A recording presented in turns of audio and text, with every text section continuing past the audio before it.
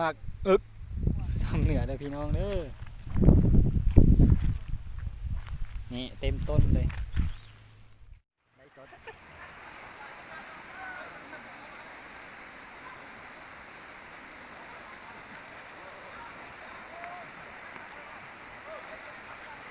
นี่จะเป็นทางลงไปเนาะกำลังจะขึ้นไปตัดเนาะ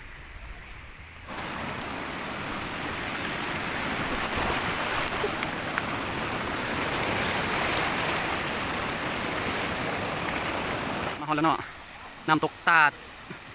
น้ำตกตาดน้ำหนัว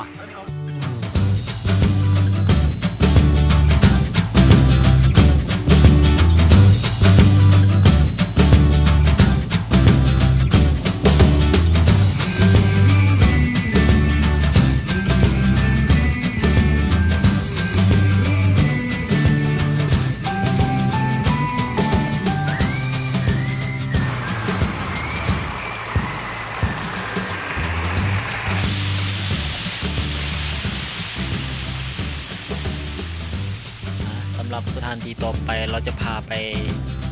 ถ้ำของท่านผู้นำนะ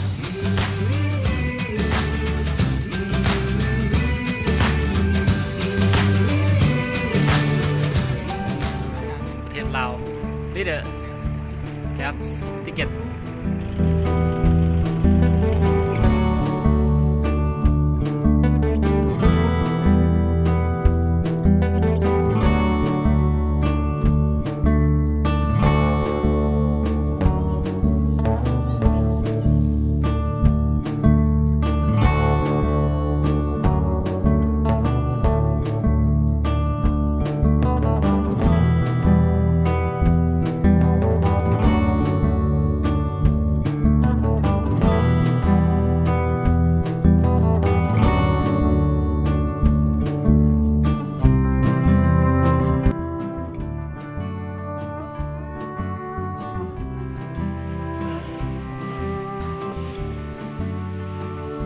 อันนี้ก็จะเป็น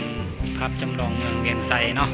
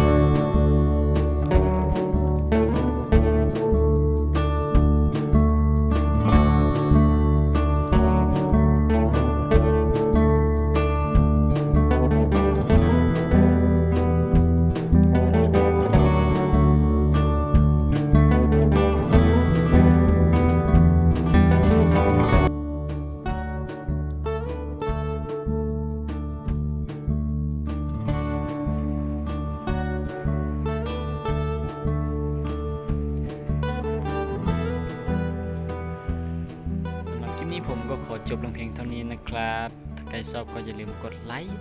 กดแชร์ กดติดตาม กด Subscribe ให้ผมด้วยนะครับ แล้วเจอกันในคลิปหน้านะ